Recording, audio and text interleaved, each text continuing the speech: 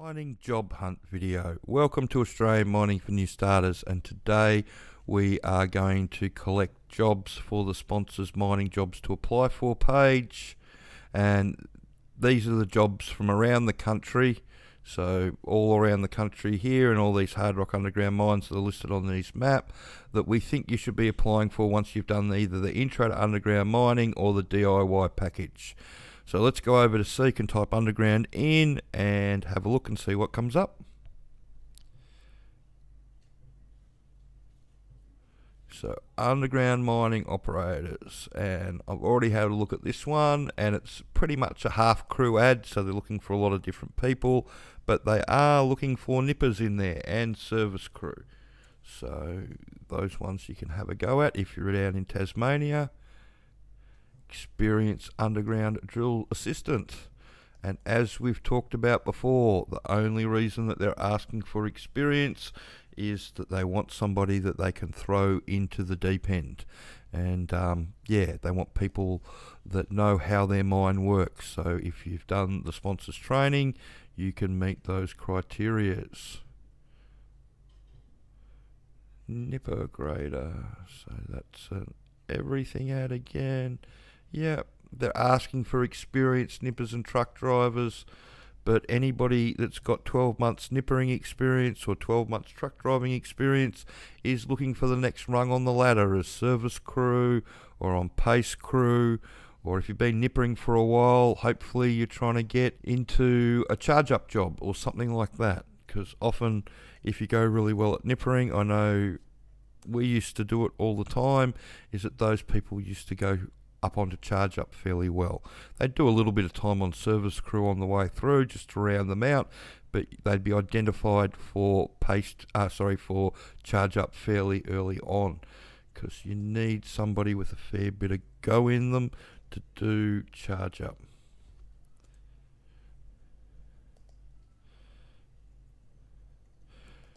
So underground truck operator. And this is for Newmont, and this is for those in Queensland that are looking for in and out of Brisbane.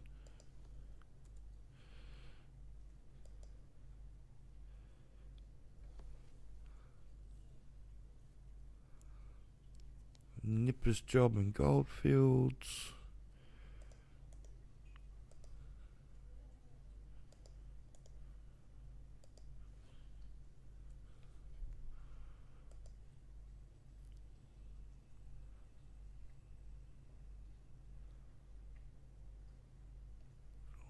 Offsiders, those guys are always advertising. Offsider race bore, we'll have a look at that one. There's a lot more jobs coming up.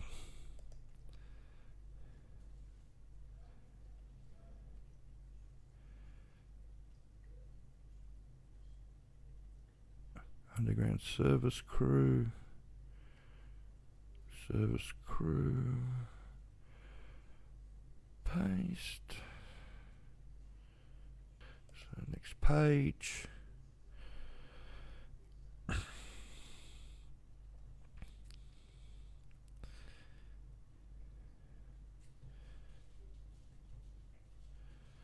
Shaft sinking underground personnel. That one was a full crew ad. So they'll be looking for some people to start at the bottom there and learn all about shaft sinking, which is a really good skill to get into as all these mines get really deep.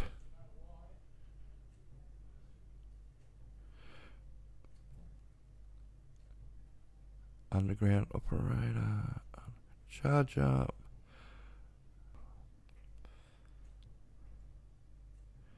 We'll run through the prices and the map at the end of the video like we normally do. I've had a few questions about relocation in the last week on the channel, about people wanting to know what the best way to go about it is. And normally if you're going to come to Perth or Kalgoorlie or a place like that, then sort yourself out with your resume, and a couple of weeks before you're going to come over, just make sure you send it out to all the employers, and you'll get a decent response out of that. All they want to hear is that you're going to be standing in front of them in a couple of weeks' time. They won't take it much further than that until you're actually standing in front of you, but it'll give you a good indication of who to go and see first, and it might save you a bit of shoe leather when you get here. If you can have some interviews lined up for when you get here, that's the best way to go. And then yeah, if you're really desperate, head up to Kalgoorlie. When you're looking for accommodation around Kalgoorlie, try the pubs and the caravan parks, but you're typing in single person. We're going to be politically incorrect because the term that brings up all the best results is single men's accommodation, even though it should be single person's accommodation these days. For whatever reason, they haven't corrected it yet for that way. But yeah, if you put single persons in, you don't get a real lot. If you put single mans in, you get a lot more. But like I said, it doesn't really matter who or what sex you are. They're quite happy to take you in that accommodation. Service person, that one in there. Pump some grease.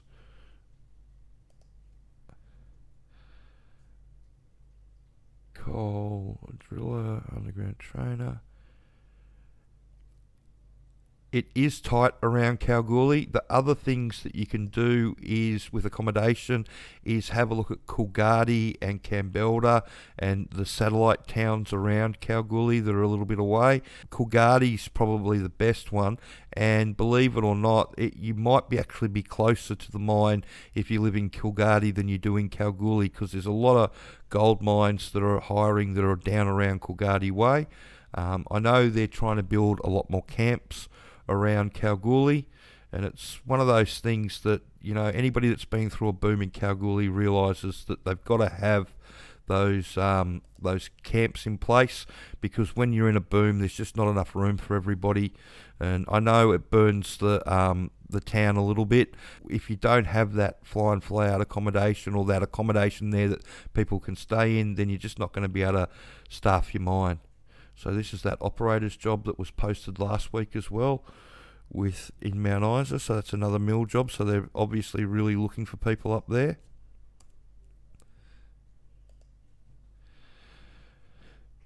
But yeah, so if you have a look at that accommodation around Kalgoorlie, that they are opening a lot more of it up, and have a look at the smaller towns around it, that can be the go. But a lot of the mines, they just need people, and if you can't find a place to stay in Kalgoorlie, they just have to provide you with one, and so they just have to reopen their camps around their mines.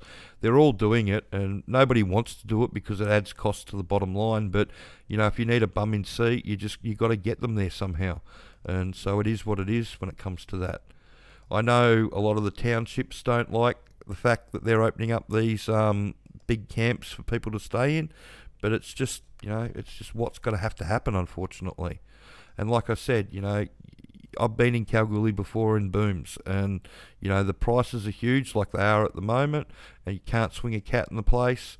And every time they open up a new camp, with a new 500 bed camp or whatever, however big the camp is, 1,000 bed. I think they're looking at opening up a 2,000 bed camp out around Coolgardie.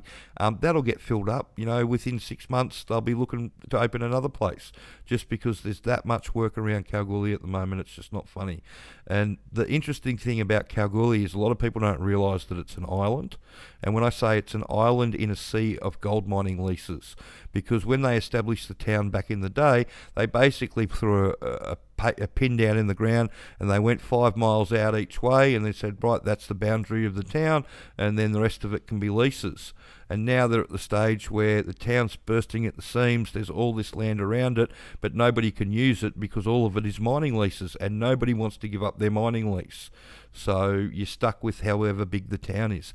They've filled in the bit between Boulder and Kalgoorlie over the years, but like the super pit would love to take out half of Hannon Street, and get underneath there. And that's what they're doing, that's what they're going to do with the underground in the future. But, one day gold will be more than expensive enough for them to, move the town or do whatever they're going to do to get what's directly underneath that bit of the town there where they were. But yeah, anybody that's been out to see the super pit, you'll see how close it is to Cal. They've expanding into one area of the old township that's on the other side of the road there. I can't remember. It's based on what the name of that place is. I've been there a few times. But yeah, they brought everybody out in there and they're just expanding it out. And yeah, that super pit will go for a little bit longer. But it's one of those things where you just need they need accommodation and they're just going to have to get it however they can. The other thing too is with the super pit, it's the one few place around the country that if you want an open pit job, it's probably the best place to go because you'll have the most stable career. But the downside, or not that I think it's a downside, but is that they want people to live in Kalgoorlie. They don't want to fly in, fly out.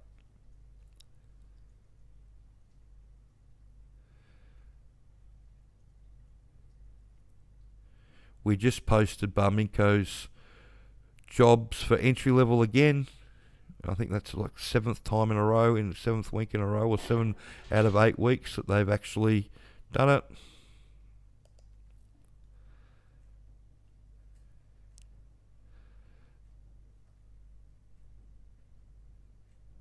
Tradespeople for metalliferous mines. Whenever they're talking metalliferous mines, that's the hard rock underground mines that we do. So it looks like they are building something underground somewhere. Yeah, so when it gets down to a previous experience, preferred but not essential.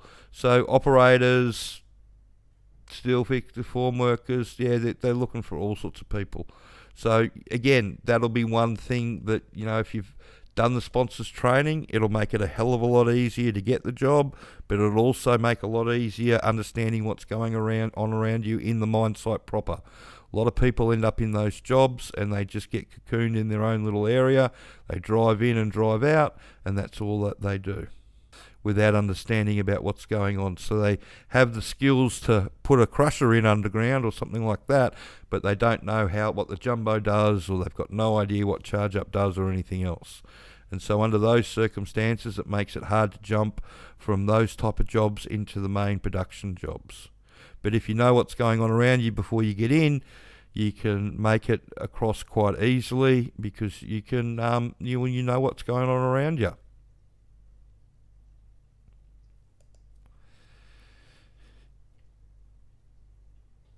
The other interesting thing about Kalgoorlie that I want to bring up is the Super Pit 2. A lot of people don't realise that at Christmas time in 2006, when the nickel was going off and gold was a bit average, the people that owned the Super Pit at the time, which was KCGM just before Barrick bought it, they combined 87 leases, about 30 k's over to the east of the Super Pit, or the northeast of the Super Pit, I believe, and they've they combined 87 leases like Bondi did with the original Super Pit, and that's going to be Super Pit 2.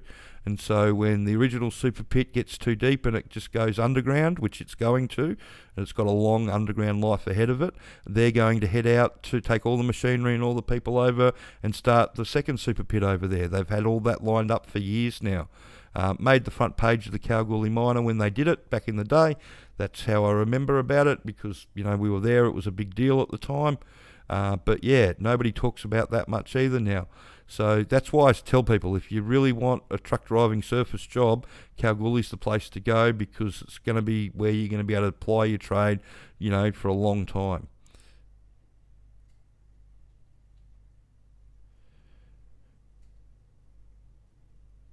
Mine controller. I'm going to put that up because that used to be an entry-level job. Some mine sites, they want people with experience for it. Other people are happy to put entry-level people into it. So you're just noting where everything's going and, yeah, making sure that all the loads are logged and accounted for and everybody knows what they're doing.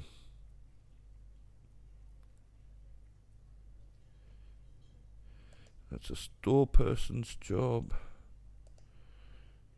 Grab that for ruck. Could be a good way in.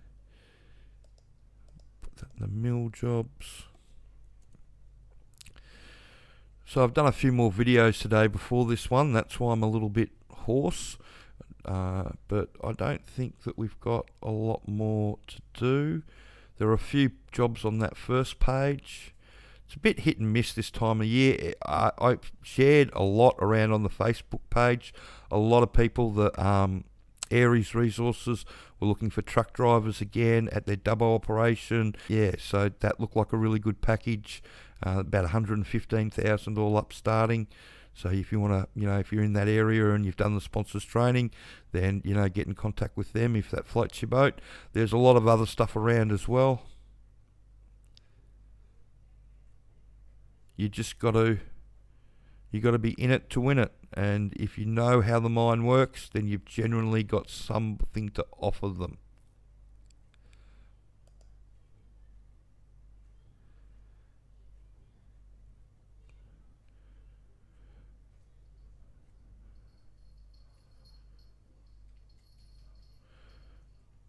Traineeship.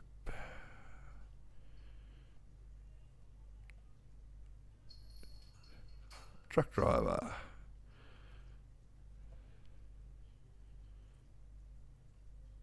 Okay, so they're obviously trying to put people into trucks now. Sandvik, by the looks of things.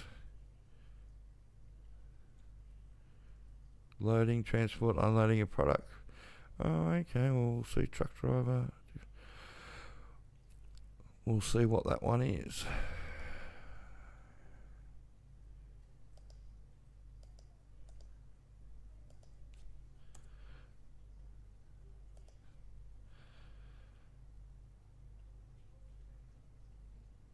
The Coalfields traineeship.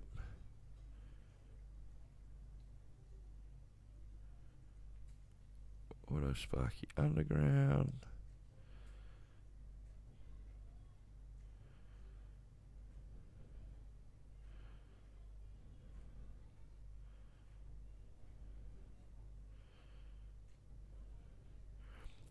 Belt splicer entry level, which is good if you want to get on to shutdown work.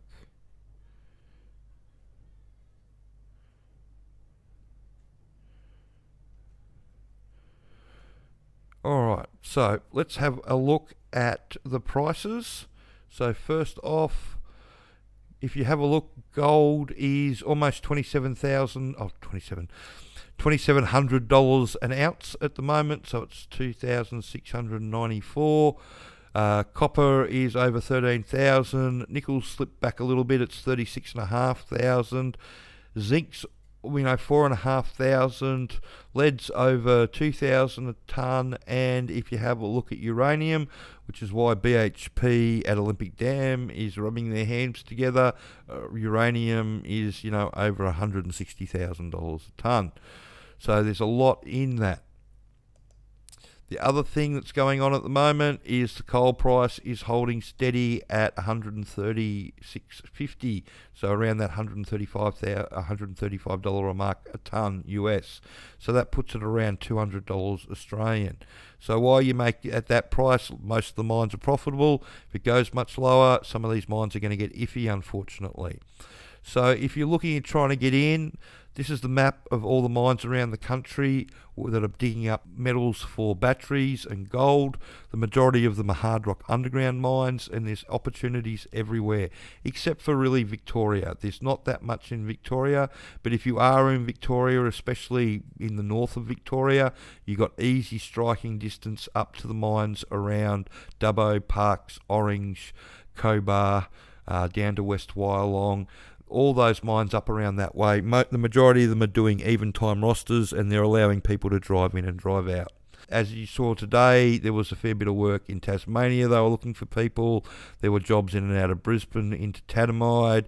There was some work in and out of Townsville up into Mount Isa, and there was lots of jobs for in and out of Perth, and lots of work around Kalgoorlie. So if you really want to get a job, then my suggestion is to educate yourself.